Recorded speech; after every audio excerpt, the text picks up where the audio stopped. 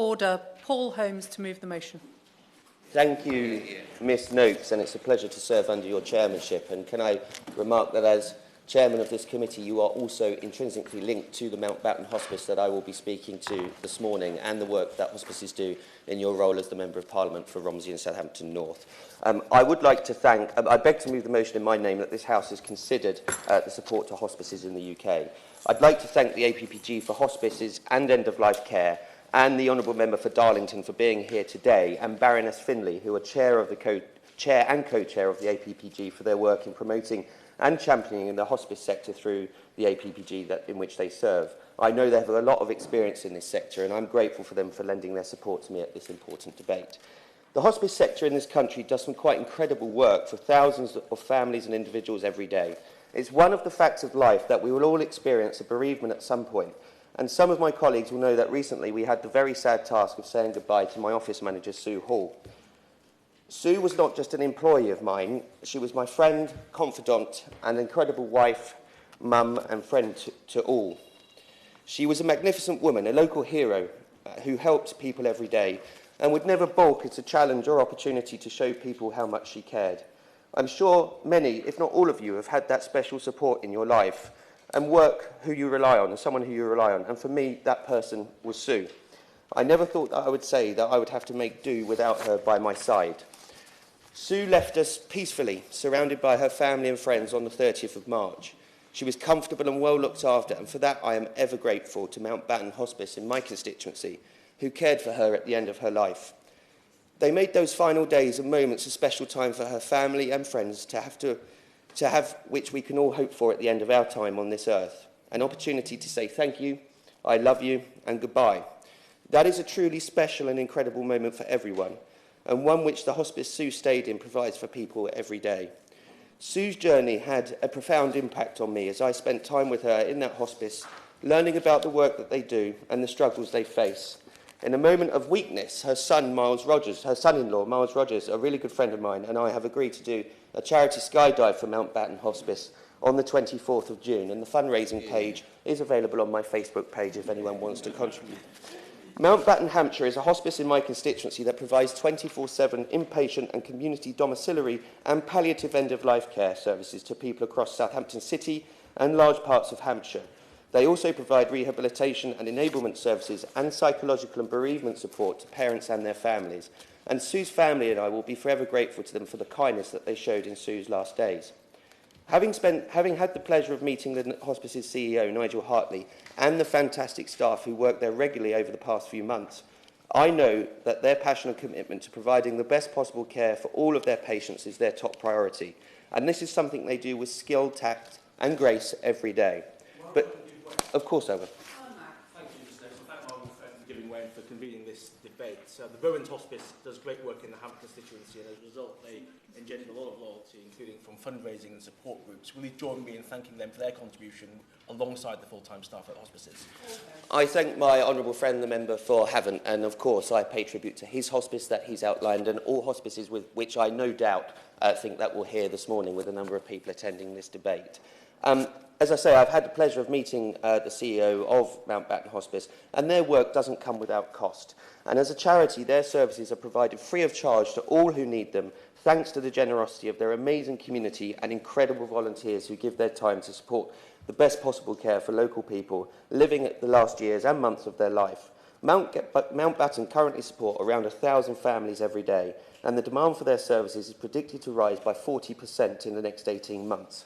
It costs £11.5 million every year to keep these services running, and the hospice relies on charitable support to fund their 24/7, 365-day-a-year services to people who need them. Of course I will. Giving way. St Christopher's Hospice in my constituency is widely regarded as the first modern hospice, and they're still pioneering today. But they have to fundraise £15 million a year. The cost of living crisis means that their costs are going up and their donations are at risk of going down. So does my honourable friend agree with me that the government must review the current funding model? The Honourable Lady is tempting me to come to the contents that is later on in my speech, but I think from that she can take that I wholeheartedly agree with her, and I suspect many people in this debate this morning would agree with her, and I'll come on to that slightly later, Ms Noakes, in my speech. No one will contest that our health and care staff deserve to be well paid in respect of the incredible work they do. And in an ideal world, we would see our lifesavers and carers never have to worry about their finances and pay. But it would be deeply irresponsible to facilitate these pay rises without giving due consideration to the dramatic impact that rising wage costs put on these essential services. To give some specific context, Mountbatten, Hampshire took over management of the hospice from the NHS in 2019. They have a contract with the NHS for roughly 35% of their costs, of which about 3.8 million comes from the local NHS commissioners in the form of an outcome-based contract. The hospice follows the NHS pay award each year to remain competitive, to retain and hire staff for their services. This has meant that the hospice has seen a 4.8% rise in costs this year and will see a further 5% next year, with no corresponding change in their NHS contract, which leaves an increasing and concerning financial gap which they as a charity will find very hard to reconcile without public funding.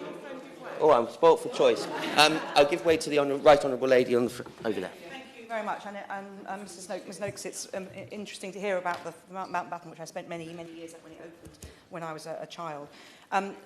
My own hospice is St Joseph's Hospice, really cutting edge, but the retrospective payment for nurses will cost them £470,000, and they can't yet apply that because they have no certainty from the commissioners about the funding. And ongoing, to keep it up, will be another £500,000 a year. They can't afford that without certainty of funding, so I'm sure he would agree with me. We need to press the Minister for some clarity on this. I think we do. I agree with the Right Honourable Lady. I think we do. And one of the things that I certainly have seen in my experience is that the uplift that has been given to local NHS commissioning groups is simply not making it through to those end-of-life services. And I hope that we see some recognition of that from the Minister, and that she will be ably, as I'm sure she is, enforcing those local commissioning groups to make sure that that funding gives way. I don't want to be harsh, but I do have to get on, and I've been warned by the Chairman that I should get through this speech. So I will just make some progress, and then I'll hopefully give way shortly. Written evidence submitted to Parliament by Hospice UK records that hospices across the UK employ 12,000 nurses, with 8% of the nursing workforce drawn from bank or agency, which make up a 9,400 full-time equivalent nursing establishment, but they are struggling to recruit registered nurses. A clinical survey in 2021 found that there was an 11% vacancy rate in community-based hospices and a 7% vacancy rate in hospice-based nursing roles in adult hospices, with 16% vacancy rates for hospice-based nursing associate and community-based healthcare assistant roles. Since this data was collected between March and May 2021, the sense on the ground is that these figures have increased and workforce shortages in UK hospices across other providers that deliver palliative and end-of-life care have worsened. This is clearly the tip of the iceberg, and further pressures are to follow. Hospices such as Mountbatten are desperate for more support from the government, and in this case will end the year with a £1.4 million deficit, with no foreseeable change in the financial forecast with the current funding arrangement. This will not only impact the care sector, but the whole NHS. Communities... Of course. Thank you. He's making a fantastic tribute to his office manager, Sue. Rowan's Hospice, which actually is in my constituency, are thinking about increasing the beds from 19 to 22, but that's going to cost an extra £130,000 a year, and the trustees are obviously nervous about putting that commitment. So what you're saying is very important, and would you agree that the government does need to give more money to this valuable service? I suspect, Ms Noakes, that I'll be in constant agreement with interventions that are made to me this morning, and my honourable friend from Meon Valley and constituency neighbour makes an absolutely astute point as usual, and she's right to pay tribute to the hospice that's in her constituency.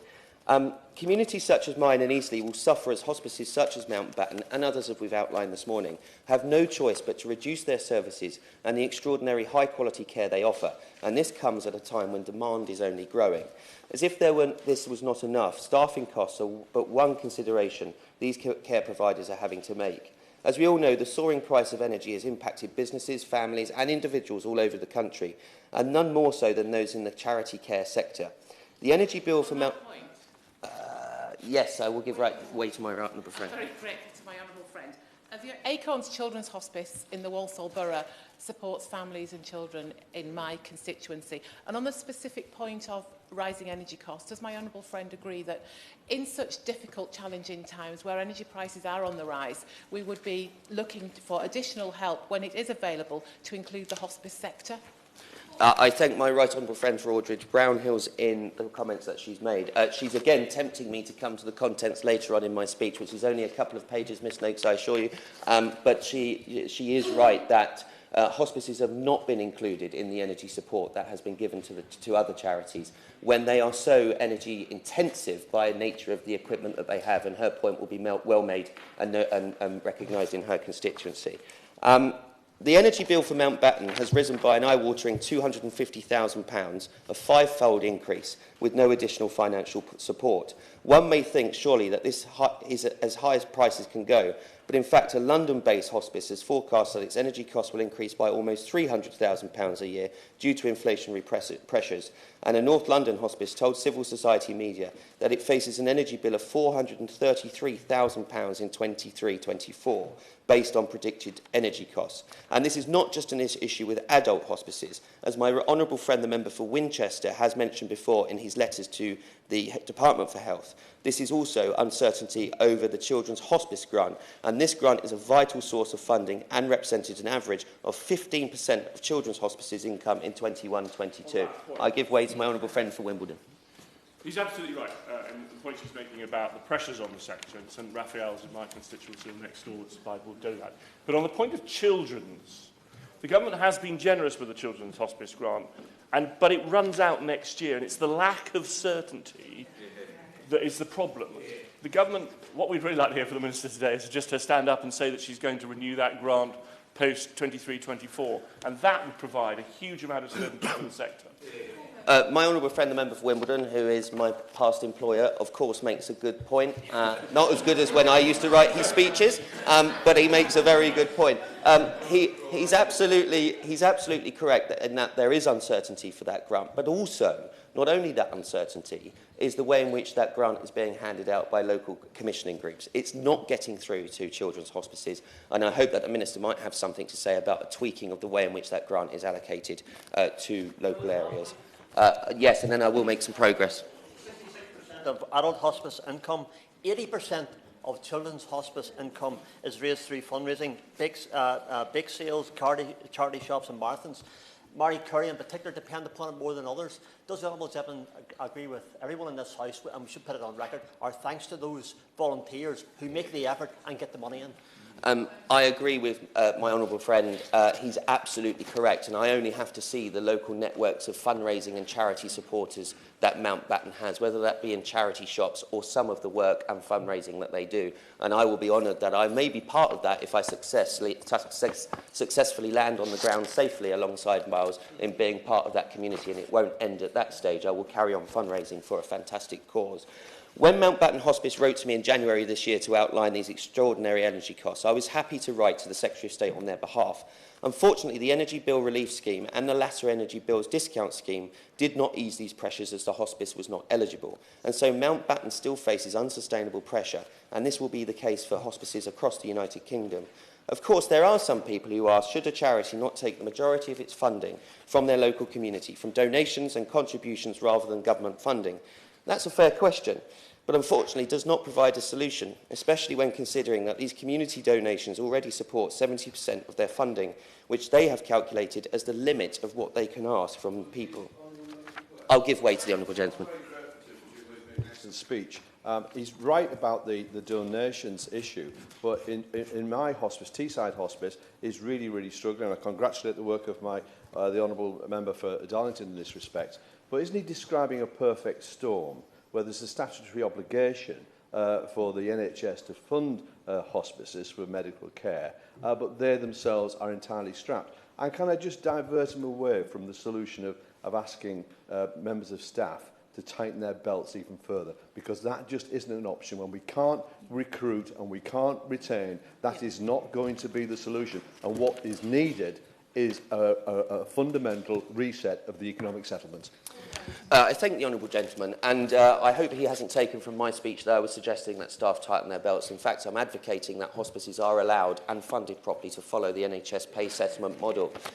However, what I would say to him is that I do recognise that the government has put its hand in its pockets by the 1.5 billion uplift, but that is simply not getting through from the Department of Health, through local commissioning boards, to the hospices, and that's where the government needs to step in to a greater extent. Therefore, of course, I would ask that the government take this issue very seriously and continue to treat the charity care sector with the priority it deserves. These hospices do incredible work, and they represent quite spectacular value for the services they provide. We cannot allow this vital link in the care chain to be broken, or at the very least, weakened, particularly at this time.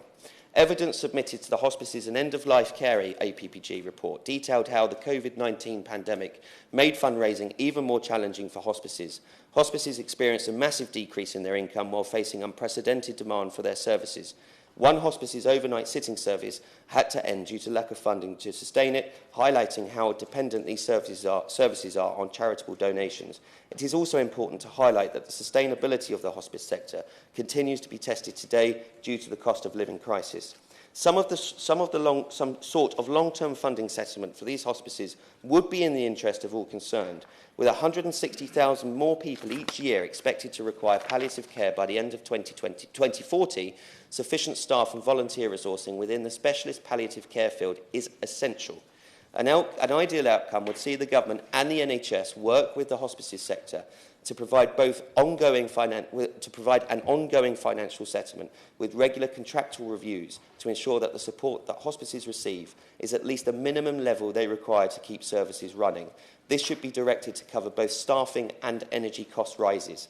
It is not only in the best interests of hospices to do this, as it is important to remember the vital role they take in reducing pressure on NHS services in the first place. Providing bed space and vital care capacity, the NHS can scarce afford to lose, particularly with the current waiting lists. But lose them they may if action is not taken. Thank you, Ms. Noakes. Members will be able to see that there are a lot of